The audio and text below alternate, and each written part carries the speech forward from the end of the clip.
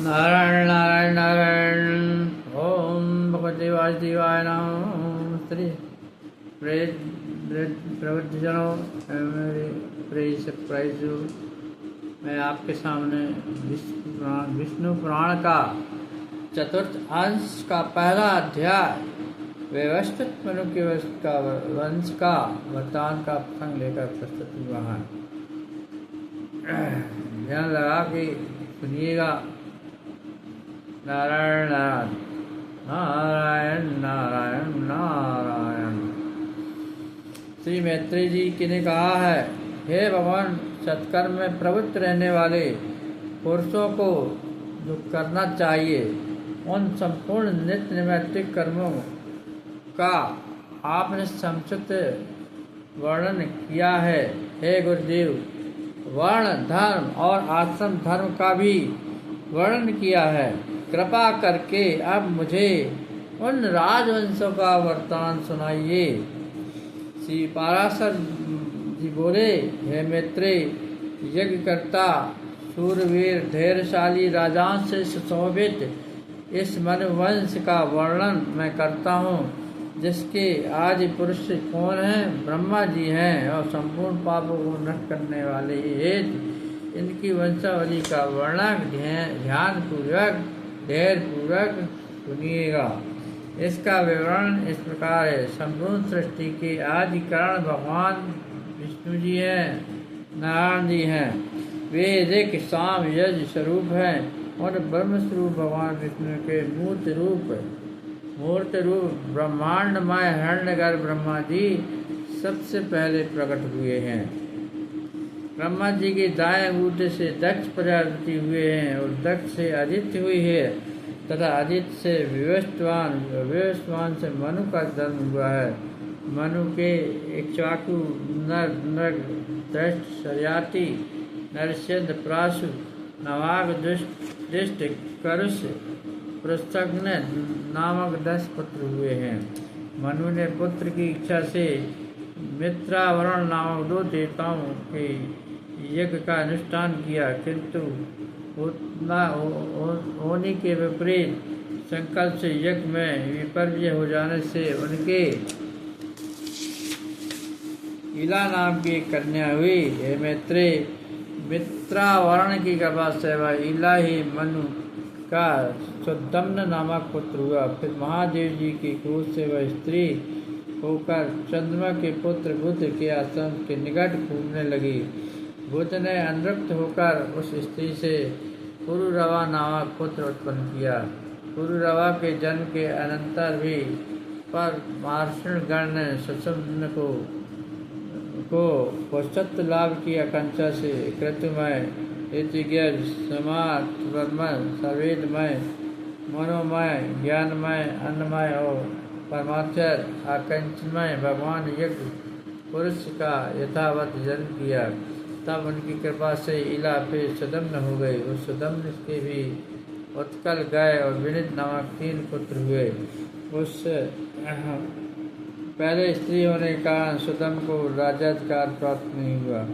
वशिष्ठ जी के कहने से उनके पिता ने उन्हें प्रतिष्ठान नामक नगर दे दिया था, वही उन्होंने पुरुरवा को दिया। पुरुरवा की संतान संपूर्ण दिशाओं में फैले हुए क्षत्रियगण हुए। मनु का पृथक नामक पुत्र गुरु की गो का वध करने के कारण शूद्र हो गया।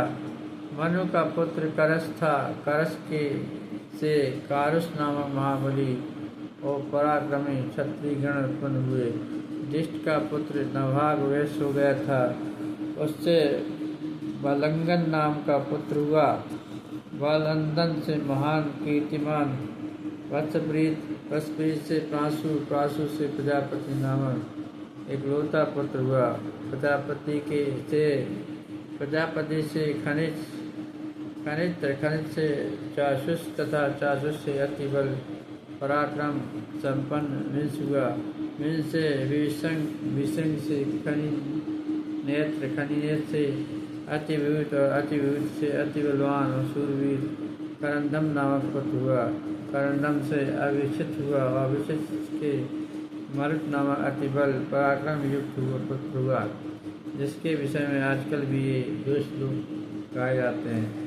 मरुत का जैसा यज्ञ हुआ था वैसा इस पृथ्वी पर और किसका हुआ है, जिसकी सभी यज्ञ वस्तुएं स्वर्णमय अति सुंदर थीं। उस यज्ञ में इंद्र सोमरस से ब्राह्मणगण दक्षिण से परितृप्त हो गए थे तथा उसमें मरुगण परोसने वाले देवगण सदस्य थे। उस चक्रवर्ती मरुत के नरस्तेंस नामक पुत्र हुआ तथा नरस्तेंस के दम और दम के राजवर्धन नामक पुत्र उत्पन्न हुआ। राजवर्धन से सवृत्ति, सवृत्ति से केवल, केवल से सुगति का जन्म हुआ। सुगति से नर, नर से इंद्र, नर से चंद्र और चंद्र से केवल हुआ। केवल से वंदमान, वंदमान से वेगवान, वेगवान से बुद्ध, बुद्ध से तृणबिंदु तथा तृणबिंदु से पहले तो इलाविला नाम की कन्या हुई थी, किंतु पीछे अलम्बुसा नाम की एक सुंदरी अप्सरा उस पर अनुरक्त हो गई। उससे तृणबंध के विशाल नामक पुत्र हुआ, जिसने विशाल नाम की पुरी बसाई। विशाल का पुत्र हेमचंद्र हुआ। हेमचंद्र का चंद्र, चंद्र का धूम्राक्ष का संजय, संजय का सहदेव, सहदेव का पुत्र कुशाग्र हुआ। कुशाग्र के सोमदत्त नामक पुत्र हुआ, जिसने 100 अश्वमेध किए थे। उसने जन्म दे, उससे जन्म दे हुआ और जन्म दे से सुमति का जन्म हुआ। ये सब विशाल वंश के राजा हुए। इनके विषय में यह श्लोक प्रसिद्ध है। तृणबिंदु के प्रसाद से विशाल वंशीय समस्त राजा लोग दीर्घायु, महात्मा, वीरवान, अति धर्म परायण हुए। मनुपुत्र सरियाती के सुकन्या नाम वाली कन्या हुई, जिसका विवाह च्यवन ऋषि के साथ हुआ। सरियाती के अनंत नाम एक परम धार्मिक पुत्र हुआ। अनाथ के देवत नाम का एक पुत्र हुआ, जिसने कुश स्थली नाम की पुरी में रहकर अनाथ देश का राजभोग किया। रेवत का भी, रेवत का कुशी नाम का एक अति धर्मात्मा पुत्र था, जो अपने 100 भाइयों में सबसे बड़ा था। उसके रेवती नाम की एक कन्या हुई। महाराज रेवत उसे अपने साथ लेकर ब्रह्मा जी से यह पूछने के लिए कि यह कन्या किस वर के योग है, ब्रह्मलोक को गए। उस समय ब्रह्मा जी के सिंह हा हा और हु नाम की दो गंधर्व अतिमान, अतितान नामक दिव्य गाना गा रहे थे। वह गज मध्य चित्रा दक्षिण धात्री नामक त्रिमार्ग के परिवर्तन के साथ उनका विक्षण गान सुनते हुए अनेकों युग के परिवर्तन काल तक ठहरने पर भी रेवत जी को केवल एक मुहूर्त ही बीता सा मालूम हुआ। गान समाप्त होने पर रेवत ने भगवान कमल योनि को प्रणाम कर उनसे अपनी कन्या की योग वर पूछा। भगवान ब्रह्मा ने कहा, तुम्हें जो वर अभिमत हो उसे बताओ। तब उन्होंने भगवान ब्रह्मा जी को पुनः प्रणाम कर अपने सब अभिमत वरों का वर्णन किया और पूछा कि इनमें से आपको कौन सा वर पसंद, जिसे मैं यह कन्या दूँ। इस पर भगवान कमल योनि कुछ से झुकाकर मुस्कुराते हुए बोले, तुमको जो जो वर अभिमत है, जो अच्छा चाहिए, उनमें से तो अब पृथ्वी पर किसी के पुत्र आदि की संतान भी नहीं है, क्योंकि यहाँ गंधर्व का गान सुनते हुए तुम्हें कई चतुर्युग बीत चुके हैं। इस समय पृथ्वी तल पर 28वें मनु का चतुर्युग प्राय समाप्त हो चुका है तथा कलयुग का प्रारंभ होने वाला है। अब तुम अकेली ही रह गए हो, अतः यह कन्या रन किसी और योग्य वर्ग को दो, जितने समय में तुम्हारे पुत्र मित्र कलत मंत्रिवर्ग भृत्यगण बंधुगण सेना और प्रसादी का भी सर्वथा अभाव हो चुका है। तब तो राजा रेवत ने अत्यंत भयभीत हो भगवान ब्रह्मा जी को पुनः प्रणाम कर पूछा, भगवान ऐसी बात है, तब मैं इसे किसको दूँ। तब सब लोग गुरु भगवान कपिल योनि उससे झुकाए हाथ जोड़कर बोले, कपिल मुनि से झुकाए हाथ जोड़कर बोले और श्री ब्रह्मा जी ने कहा, जिस अजन्मा सर्वमय विधाता परमेश्वर का आदि मत अंत स्वरूप स्वभाव और सार हम नहीं जान पाते, कला में काल भी जिसकी विभूति के परिणाम का कारण नहीं हो सकता, जिसका जन्म और मरण नहीं होता, जो सनातन सर्वदा एक रूप व्यवस्था, जो नाम और रूप से रहे, जिस अच्युत की कृपा से मैं प्रजा का उत्पत्ति करता हूँ, जिसके क्रोध से उत्पन्न हुआ रुद्र सृष्टि का अंत्य करता है, तथा जिस पापात्मा से मध्य में जगत शिकारी विष्णु रूप पुरुष का प्रादुर्भाव हुआ है, जो अजन्मा पुरुष रूप से है तथा जो रुद्र रूप से संपूर्ण विश्व का ग्रास कर जाता है, पाक के लिए अग्नि रूप हो जाता है, पृथ्वी रूप से संपूर्ण लोकों को धारण करता है, इंद्राज रूप से विश्व का पालन करता है और सूर्य तथा चंद्र रूप होकर संपूर्ण अंधकार का नाश करता है, जो श्वास प्रश्वास रूप से जीवों में चेष्टा करता है और जल और अन्न रूप से लोक की तृप्ति करता है तथा विश्व की स्थिति इसमें सरंग रहकर जो आकाश रूप से सबको आकाश देता है, जो सृष्टिकर्ता होकर भी विश्व रूप से आप ही अपनी रचना करता है, जगत का पालन करने वाला होकर भी आप ही पालक होता है तथा सहाकारी होकर भी स्वयं ही सहायता होता है, और जो इन तीनों से पृथक का विनाशी है और जगत के अस्तित्व स्वयं है, यह सबसे संपूर्ण भूतों का अधिष्ठान व विष्णु धरातल में अपने अंश से अवतीर्ण हुआ है। हे राजन, पूर्व काल में तुम्हारी जो अमरावती के समान कुछ स्थिति नाम की पुरी थी वह अब द्वारकापुरी हो गई है। वहाँ वे बलदेव नाम भगवान विष्णु के अंश विराजमान हैं। हे नरेंद्र, तुम यह कन्या उस महामानव श्री बलदेव जी को पत्नी रूप से दो।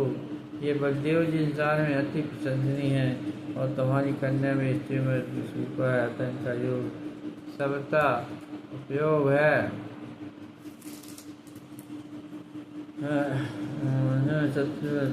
योग सबता उपयुक्त है। ये पाराशर जी बोले, भगवान ब्रह्मा जी के ऐसे कहने पर प्रजापति देव अच्छी तत्व आए तो देखा सभी में छोटे छोटे गुरु अब जो मैं अल्पीत विवेकहीन हुए हैं।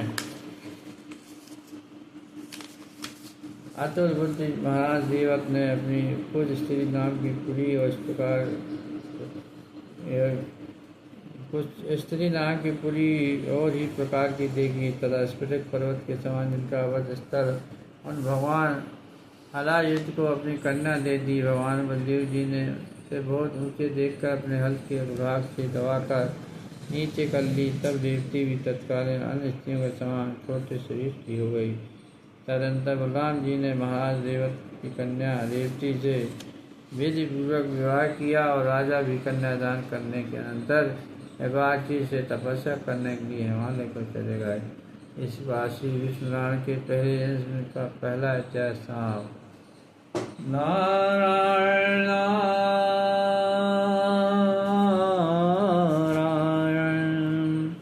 नारायण नारायण नारायण श्रीमन्नारायण नारायण नारायण हरमन्नारायण नारायण नारायण श्रीमन्नारायण नारायण नारायण हरमन्नारायण नारायण नारायण नारायण श्रीमन्नारायण नारायण नारायण हरमन्नारायण नारायण नारायण श्रीमन्नारायण नारायण